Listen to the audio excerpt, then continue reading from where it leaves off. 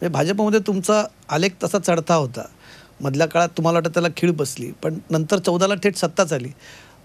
तर जरतरचा प्रश्न विचारून असं म्हणतात, पण तरीसुद्धा धनंजय मुंडे भाजपात राहिले असते, थोडासा अजून त्यांनी काही काळ कळ सोसली असती, तर त्यांचं करिअर अजून लवकर ग्राफ वर गेला असता.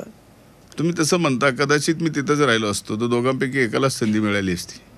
आज आम्ही दोन्ही वेगवेगळे, त्याही एका मंत्री म्हणून राहिल्यात, मी मंत्री म्हणून राहिलो. ह्या दोन्ही विचार करावा लागेल. म्हणजे प्रारब्धाने सोसायला लावलं तर प्रारब्धाने दिलं सुद्धा. आता शरद पवारांचा विषय निघालाच आहे. परवाच्या सभेमध्ये बारामतीच्या युगेंद्र पवारांची प्रचार सभा सुरू होती. त्यामध्ये शरद पवारांनी असं म्हटलं की मी बरेच वर्ष काम केलं राजकारणामध्ये. अजित पवारांनी सुद्धा 30-35 वर्ष काम केलं आणि त्यांनी अजित पवारांनी सुद्धा आता रिटायर व्हावं आणि पुढच्या पिढीकडे सूत्र द्यावीत असं म्हटलं. तुम्ही या स्टेटमेंटकडे कसं पाहता? कारण तुम्ही सगळ्यांनी वयाचा मुद्दा पवारांच्या काढला, मात्र पवारांनी आता अजित पवारांच्या कारकीर्द काढली. दादांनी ही भूमिका मांडली, ती एकट्या दादांची नव्हती.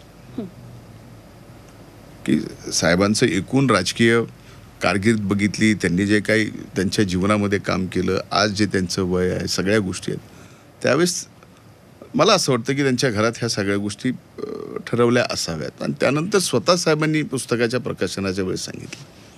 त्याच्यानंतर त्या भूमिकेच्या बाबतीत दादा म्हणले की बरोबर आहे, ही गोष्ट अशी व्हावी. आता त्यानंतरचे जे विषय आहेत, त्याच्यानंतर दादांनी भूमिका मांडली, जी काही त्यांच्या घरात ठरलं असेल त्या भूमिकेवर दादा बोलले की आता साहेबांनी या ठिकाणी आराम केला पाहिजे, आम्ही आहेत सगळे, आम्ही जबाबदारी घेतो, ताई आहेत सगळे. आता त्याच्यानंतर आत्ता बारामतीच्या सभेत ते काय बोलले, मी काय ऐकलं नाही. आणि स्वाभाविक आत्ता दादांनी रिटायरमेंट घ्यावी मला असं वाटत नाही. दादा स्टील यंग, मोर यंगर देन मी.